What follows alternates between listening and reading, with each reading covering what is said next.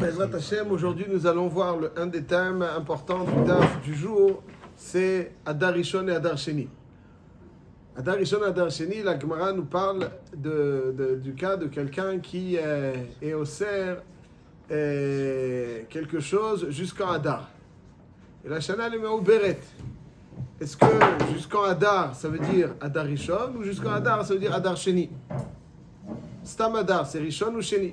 Mahloket Rabbi Yehuda et Rabbi Meir. Rabbi Meir il dit Adar Sheni, Rabbi Yehuda il dit Adar Rishon. Maran HaShulchan Aruch il est posek dans Ilchot Nedarim, Siman Reshchaf, il est posek normalement comme Rabbi Yehuda. Bistam il est posek comme Rabbi Yehuda. C'est intéressant. Parce que bien que normalement on sait que toutes les halachot de Adar sont relatifs. Merci beaucoup. Sont relatifs d'Avka Adar Sheni, n'est-ce pas? La lecture de la Megillah, toutes les mitzvot sont relatifs d'Avka Adar Sheni. C'est ça le Adar. Le Adar véritable. Celui qui est Samour Nissan. Pour la halachot de Purim. Pour la halachot de Purim. Quelqu'un par exemple aussi qui a un Yortzeit. Et il a eu l'un de ses parents qui est décédé en Adar, dans Shana Pshuta. Shana Pshuta, c'était une Shana qui n'est pas mais au Beret. Et une année, et il a l'habitude de jeûner le jour du Yortzeit, donc le jour de la Zkara. Donc ses parents, l'un de ses parents étant décédé le jour en Adar, Shana Pshuta, arrive une Shana Meuberet. Durant quel Adar il va faire le jeûne? Adar Rishon ou Adar Sheni? Adar Sheni, le Shulchan Aruch. Dans Orach Chaim Siman Tav Kuf Samechet. D'après ce que vous dites, a priori, tout était lié à Adar Sheni et pas à Adar Rishon. Tout à fait. Normalement, tout est lié à Adar Sheni, c'est ça. Ouais. Din, il est qu'il est mitalé seulement dans Adar Sheni. Dans Siman Tav Kuf Samechet, c'est Meforash. כשאירע יום שמת אביו או אמו באדר, והשנה מעוברת, יתענה באדר שני. Parce que l'Adar Sheni, c'est ça le vrai Adar. Le vrai Adar, c'est Adar Sheni. Oui. Le Adar Rishon, c'est un rajout. Oui. Par exemple, je vous demanderais... Après Adar Rishon. Pardon?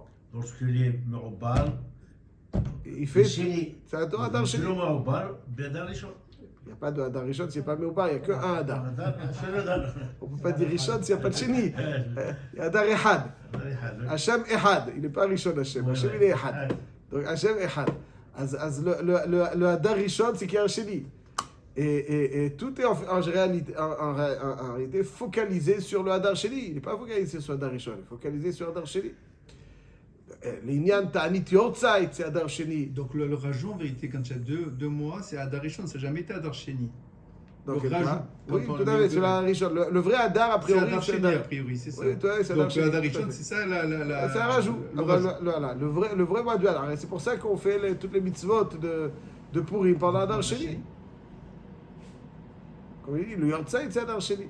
Je vous donnerai une petite devinette. Comment c'est possible que quelqu'un soit né deux personnes, deux voisins, sont nés à un mois, pratiquement 15 jours d'intervalle, et celui qui est né 15 jours après sera bar mitzvah premier. Adar Rishon, il est né à Adar, et l'autre Adar Sheni. C'est marqué dans le Shulchan Aruch, Siman Nunhe. Dans Siman Nunhe, c'est marqué comme ça. Le Shulchan Aruch nous dit que imaginons qu'on a deux enfants qui sont nés, un Adar Rishon, un Adar Sheni. Disons, le un il est né le 15 Adar Rishon, l'autre il est né le 7 Adar Sheni. Et l'année de la Bar Mitzvah, c'est une Shana Pshuta. Alors celui qui est né le 7 du Adar Sheni sera le 7 Adar. Donc il sera avant celui qui est né avant lui, le 15 Adar Rishon. Comme ça c'est marqué dans le Shulchan Aruch, dans Siman Nunhe. C'est Fiud. Im na'ar echad nolad ב-29 Adar Rishon בשנה מעוברת. ונער אחד נולד באדר שני באחד בו. ושנת 13 אינה מעוברת. La 13e année n'est pas מעוברת. אותו שנולד ב-29 לאדר ראשון צריך להמתין עד ה-29 לאדר בשעת 13 להיות בן 13. ואותו שולט אחריו באחד באדר שני יהיה בן 13 שנה כיוון שהגיע אחד באדר של 13. Donc ça veut dire que celui qui est né le 29 Adar Rishon, C'est l'histoire de jumeaux, un qui est né juste la ouais, veille de Hadar, et voilà, l'autre qui est né ou bien le des premier jumeaux, jour ou bien de des Ça fait un mois j'ai parlé de deux voisins pour simplifier. Ça va pas être... Bon, donc là, il est né 29, l'autre il est né le premier, et celui qui donc Adar Rishon, 29 Adar Rishon, le premier Adar Sheni, donc il est né après, mais il sera bar mitzvah presque un mois avant lui. Ça, nous avons lu. Ça, c'est vrai quand au moment de la naissance, il y avait deux Adar. Mais si c'est Shana Pshuta au moment de leur naissance, ça, tout est Adar Sheni, c'est ça le Adar, donc ils deviennent bar mitzvah Adar Sheni. Alors donc ça veut dire on voit que l'Inyani Purim c'est Adar Sheni, l'Inyani Yortzeit c'est Adar Sheni, l'Inyani Gadlut c'est Adar Sheni. Rabbi Yehuda il vient et il dit si quelqu'un a dit Adar, c'est Adar Rishon. Le Shulchan Aruch dans Siman Reshchav, comme j'ai dit dans Yoredei Asifret, il dit Amar Ad Rosh Chodesh Adar. Jusqu'à Rosh Chodesh Adar, il s'interdit quelque chose. Mais cette année. Adar à Berklal ou pas? Cette année, Ça veut dire peut-être qu'il prend les 30 jours ou les 29 jours d'Adar Rishon pour dire que c'est pas lui le vrai Adar, c'est le Adar Sheni le vrai Adar. Il s'arrête donc à la veille de Adar Sheni. Comme ça il dit Rabbi Meir. Ce que vous dites Rabbi Meir Balanes, il dit exactement ce que vous dites. Rabbi Yehuda Rabbi Elai, il est cholek là-dessus et il dit que c'est jusqu'à Adar Rishon. Il dit Ad Rosh Chodesh Adar Rishon. Ad Rosh Chodesh Adar Rishon. C'est-à-dire s'il dit Ad Rosh Chodesh Adar, c'est Ad Rosh Chodesh Adar Rishon. Ad Rosh Chodesh Adar Rishon. Et alors la question que on pourrait se poser. Arrête. Oh, Lashon Bnei Adam. Pourquoi le Lashon Bnei Adam est si différent par rapport à la halacha? La halacha elle est que Stam Adar, c'est Adar Sheni. Mais c'est ça la chita de Rabbi Meir. Il dit Adar Sheni. Comme Purim. Exactement, c'est Adar Sheni. Alors pourquoi quand il dit Adar, Rosh Chodesh Adar, c'est Rosh Chodesh Adar Rishon? Dans le Shulchan Aruch Hoshen Mishpat, Siman Mem Gimel, marqué dans la halacha suivante. Shnei shtarot shenaasu b'shana me'uberet. Donc nous avons deux shtarot. Rouven a emprunté de l'argent à Shimon et à Lévi. Shimon a écrit un shtar qu'il a prêté de l'argent à Rouven. Lévi il a écrit un shtar qu'il a prêté de l'argent à Rouven. Echad katuv bo adar stam. Sur le shtar de Shimon, il y a marqué Shimon a prêté à Rouven 10 000 euros en adar. En adar. Stam. Echad katuv bo adar sheni. Dans le deuxième, il y a marqué Lévi il a prêté 10 000 euros à Rouven à Adar Sheni. Alors, Adar Sheni, c'est clair. On sait quand est-ce qu'il a prêté à Adar Sheni. Mais quand est-ce que Shimon a prêté à Rouven les 10 000 euros? Il y a marqué Adar. C'est quoi Adar? Le Murabar, il n'y a pas ni Rishon ni Sheni. On parle de Shana Me'uberet. On parle de Shana Me'uberet, bien entendu. Il lui a prêté cette année. L'année de Shana Me'uberet, Oui. un il a marqué qu'il lui a prêté en Adar, l'autre il a marqué qu'il lui a prêté en Adar Sheni. On pourrait comprendre qu'il a prêté un mois avant. Un mois avant quoi? Donc c'est comme un contrat prédaté. Oh. Ça marche pas. C'est-à-dire quoi? Un mois avant. Un mois. C'est-à-dire, il a prêté Il a prêté, il a marqué qu'il a prêté en Adar. Adar, oui, donc c'est comme s'il avait prêté le mois d'avant. Adar Rishon. Vous savez comment le prêt avait commencé Alors, un mois avant. Oui, ben, ça veut dire que comment j'interprète le Adar? Adar Rishon ou Adar Sheni? Le Adar Stam, c'est Adar Rishon ou Adar Sheni? Si Adar Sheni. il a marqué Adar Sheni, C'est relié à il a Adar marqué Sheni. Adar, donc on suppose que là où il y a marqué Adar, il considère comme Adar. Ça veut dire, bon, ça veut dire c'est pas la même personne qui a écrit les shtarot, hein? Ah. Pas la même personne qui a écrit les shtarot. Ils sont partis chez un scribe, chez un sofer. Il a écrit un shtar pour Shimon et un shtar pour Lévi. Mais si on a dit que tout est relié à Adar Sheni, même le Voilà. shtar, logiquement, Ah. Adar Sheni. Alors dit Monsieur Cohen, Chora, Stam Adar, c'est Adar Sheni. Non, pourquoi tu marques Adar Sheni alors? On n'a pas marqué Adar Sheni. Parce que C'est ça tout c'était le doute. tellement évident que Voilà, Adar voilà. Sheni, c'est Adar. Adar Stam. Chora, hein, Attends, on essaie Voilà, de raisonner. Mais voilà, raisonnez bien après. Le Chora. Adar Stam, c'est Adar Sheni. Donc si Adar Stam, c'est Adar Sheni. Donc le Chora, s'il y a marqué Stam Adar, alors on ne sait pas quel Adar, Rishon ou Sheni. Le vrai Adar, c'est Adar Sheni. Et dit le Shulchan Aruch. Donc nous avons, je récapitule le cas. Shimon et Lévi qui ont prêté chacun 10 000 euros à Rouven. Le même jour. On n'en sait rien, on sait juste une chose. C'est qu'un il a marqué le 10 Adar et l'autre il a marqué 10 Adar et l'autre il a marqué le 7 Adar Sheni. Sheni. Alors maintenant, quel problème? Il doit 20 000 euros, peu importe la date. Le remboursement. Peu importe la date. Des fois, Comme pour la ça bar mitzvah, prend le éventuellement, remboursement, on a dit. mais il y a Un surtout un autre nafkamina dans le Shulchan Aruch. Le gars ne dispose pas de suffisamment de biens immobiliers pour rembourser aux deux. Parce que quand il Qu'est-ce qui va être gagé? donc c'est le premier qui a prêté, il a préséance sur le shiaboud, donc parce qu'il a un shiaboud sur l'immobilier nous on a parlé de 10 000 euros, mais ça peut être 500 000 euros. Alors, il a préséance sur le shiaboud immobilier de Reuven. Alors maintenant, si lui il a marqué 7 Adar Sheni, lui a marqué 10 Adar. Lui dit, il a marqué 7 Adar Sheni, toi il a marqué 10 Adar, excuse-moi, tu as une preuve que c'est Adar Rishon? Non, donc j'ai la préséance. Et le Shulchan Aruch dit non. Notnim lemi shekatuv bo Adar Stam. Le Shonat Ben Adam, alors. Oui, Bravo. c'est Adar Sheni. Non, c'est ça qu'il dit non. Notnim lemi shekatuv Adar Stam. Ça veut dire que quand un il y a marqué Adar Stam et l'autre il y a marqué Adar Sheni, on considère que le Adar Stam c'est Adar Rishon. C'est-à-dire que Bilchot Shtarot, Adar Stam c'est Adar Rishon. Donc on donnera préséance à celui qui possède le shtar sur lequel il y a marqué Adar Stam. Parce qu'on considère que Adar Stam c'est Adar Rishon. Oui. Et donc s'il y a marqué 10 Adar Stam et l'autre il y a marqué 7 Adar Sheni, alors on donnera préséance à celui sur lequel il y a marqué Adar Stam. Parce qu'il y a plus de Hadar Rishon que de Hadar Sheni. Quand il dit C'est la Hadar, même année, dans c'est le la même commun. année, c'est la même année, c'est la même Non, année. je Les veux deux, dire, dans le commun C'est des vrai, années, dans le- quand on dit Hadar, c'est Hadar. C'est vrai, mais c'est la même année. L'année, telle et telle année dont on sait qu'elle est bien. Au Beret, Shimon l'a prêté à Reuven en Hadar et Lévi l'a prêté à Reuven dans la même année Hadar Sheni. Peut-être le premier Hadar, le premier dans lequel il y a marqué Hadar aussi, ça veut dire Sheni. Le Shulchan Aruch ne nous dit pas comme ça. Nous dit que dans Ilchot Shtarot, quand il y a marqué Hadar, Stam c'est Hadar Rishon. Donc si je récapitule, il y a quelque chose d'assez intéressant. Lorsqu'on observe Purim, c'est Hadar Sheni. Lorsqu'on observe le Yortzeit, c'est Hadar Sheni. Lorsqu'on observe vraisemblablement quelqu'un qui est bar mitzvah, c'est Hadar Sheni. Lorsqu'on observe la Shon Bnei Adam, Ilchot Nedarim, c'est Hadar Rishon. Lorsqu'on observe l'argent des Shtarot, c'est Hadar Rishon. Et donc on est un peu perplexe. Pourquoi des fois on dit que c'est Hadar Rishon et des fois on dit que c'est Hadar Sheni? C'est quelque chose. Pardon? Et dans une Ktuba, c'est comme un shtar. C'est excellente question. Dans il faut marquer un guet, dans un guet, quand il y a marqué, d'après ce qu'il y a marqué ici, la pashtout, elle est que quand il y a marqué Stam Hadar, c'est Hadar Rishon. Et là, donc, on va faire une distinction, effectivement, comme vous dites si bien, une distinction entre la Shon Bnei Adam et la halacha. C'est-à-dire, si on observe le langage humain, Hadar, c'est Hadar Rishon. On va expliquer tout de suite pourquoi. D'où est née cette différence.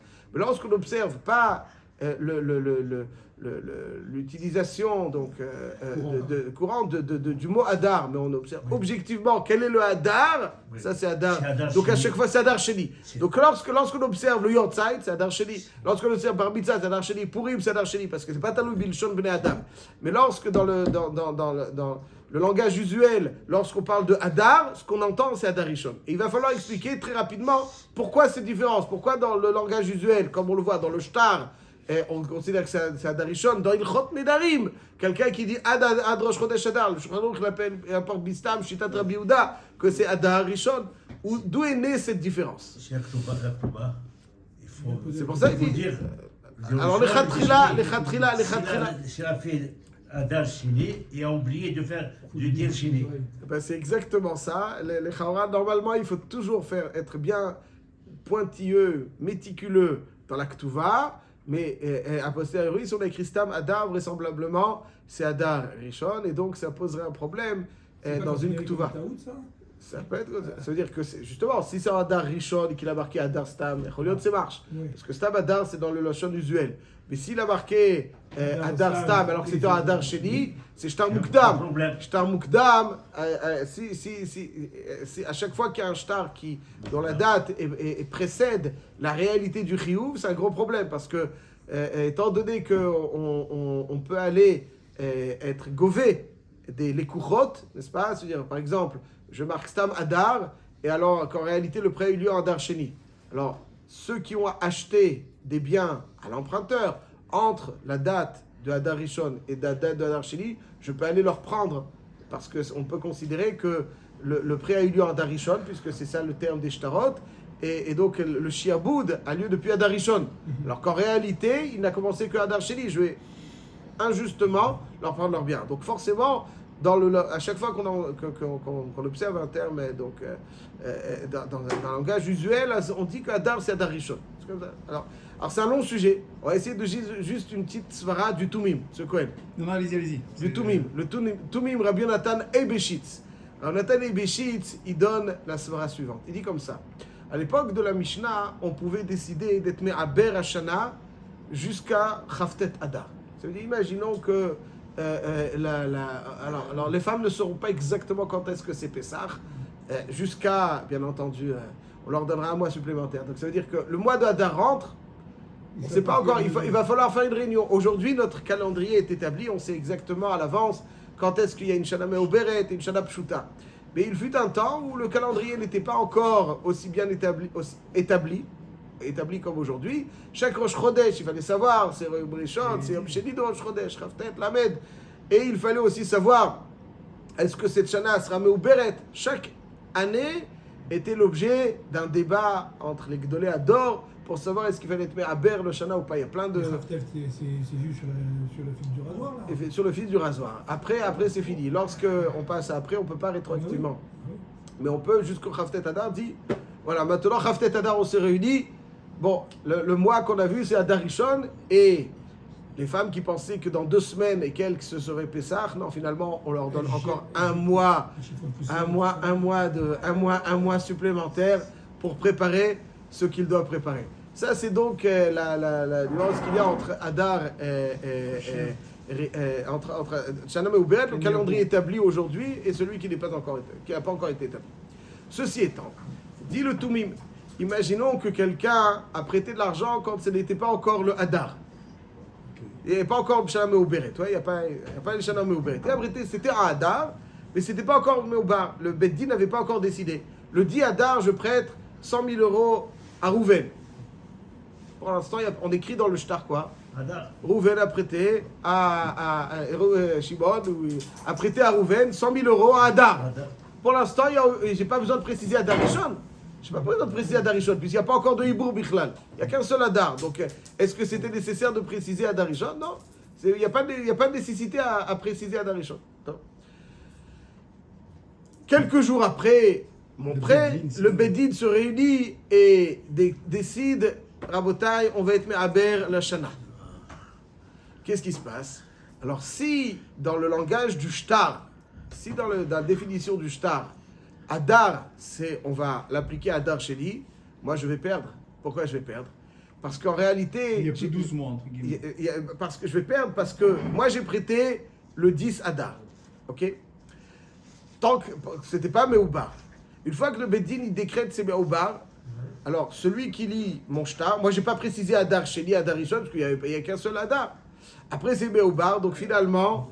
Le lecteur, il va dire ça s'est passé à Adar Sheni parce que le Hadar, on le rajoutera dans le shtar. Et le shtar il est tel qu'il est. Ça y est écrit. Alors on ne touche pas. Juste 2 secondes, une bonne permission. On ne touche pas le shtar. On touche pas le shtar. Donc finalement, on a écrit 10 Hadar et finalement on a été Me'aber Hashana. Alors si on disait que Stam Hadar c'est Adar Sheni, alors moi je vais tous les biens qu'il a vendus le gars. L'emprunteur entre le 10 Adar Rishon et le 10 Adar Sheni. Est-ce que je peux aller les récupérer chez les acheteurs? Alors qu'en réalité, Klapé Shmaya va dire que oui. Parce que c'est à ce moment-là que j'ai prêté de l'argent. Si j'ai prêté de l'argent à ce moment-là, donc les biens me sont assujettis, me sont badim. Ouais. Et le lecteur du shtar, il va dire non, mais c'est Adar Sheni. Donc tout ce qu'il a vendu entre le jour où réellement j'ai prêté et le jour où on va interpréter, moi je l'aurais perdu. Chazal ont institué, nous dit le Tumim pour cette raison, qu'à chaque fois qu'il y a marqué, pour ne pas faire perdre le prêteur quand il a prêté alors qu'il n'y avait pas encore 2 Hadar, pour ne pas lui faire perdre le shiaboud qu'il y a entre le pré-réel et la description qu'on va avoir dans le shtar, si on avait dit que Stam Adar c'est Adar Sheni, alors c'est pour ça que Chazal ont dit que toujours dans les shtarot, Adar c'est Adar Rishon. Voilà donc la raison pour laquelle dans Siman Mem Gimel c'est Adar Rishon, comme ça il ne perd rien le gars. Il ne perd rien le gars. On le Chav, ceci étant, on protège. Oui, parce que c'est lui, Magialo, c'est pas on le protège, on lui donne pas des droits supplémentaires. C'est Magialo. Donc c'est comme ça, Tiknou Chazal, pour ne pas faire perdre au malvé. Toujours il marqué Sheni. Voilà, Chazak ou Baro. Et là, tu marques Sheni. Sinon, tu marques Rishon, c'est excellent. Ceci étant, l'extension de cette takana fut que dans le langage usuel, le Hadar Stam, c'était Hadar Rishon. Pourquoi? Parce qu'on ne pouvait pas décrire ça, parce que dans Shtarot, c'était Hadar Rishon.